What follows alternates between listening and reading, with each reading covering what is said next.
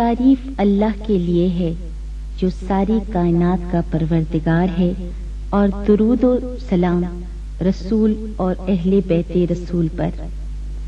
کتنی سچائی ہے خداوند عالم کے اس ارشاد میں کہ آخر کار جن لوگوں نے برائیاں کی تھیں ان کا انجام بھی بہت برا ہوا، اس لیے کہ انہوں نے اللہ کی نشانیوں کو جھٹلایا تھا اور وہ ان کی ہنسی اڑاتے تھے۔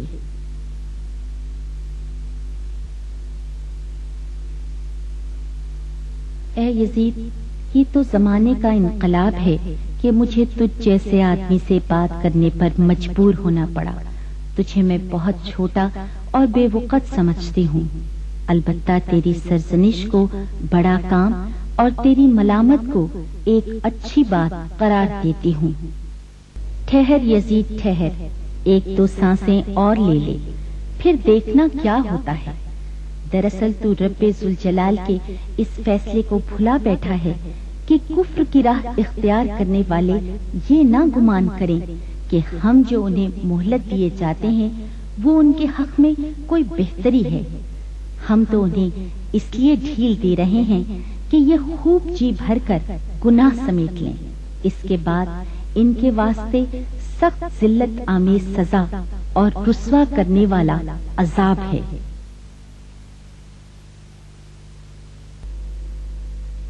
یزید، تیری فکر غلط ہے، تیری رائے خام ہے، تیری زندگی کے محض چند دن باقی رہ گئے ہیں، تیری بساط الٹنے والی ہے اور بہت جلد تیرے ساتھیوں کا شیرازہ بھی بکھرنے والا ہے۔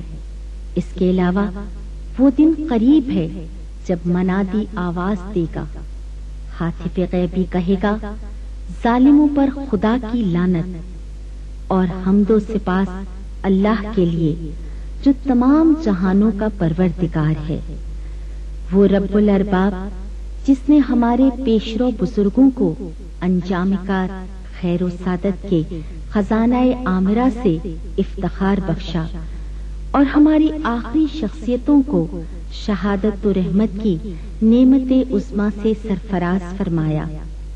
ارحم الراحمین ہمارے شہداء کے ثواب کو کمال آگی، ان کے اجر کو فراواں اور ان کے وارثوں اور جانشینوں کو اپنے حسن کرم سے بہرہ مند فرمائے۔ یقیناً وہ بڑا مشفق اور حد درجہ مہربان ہے۔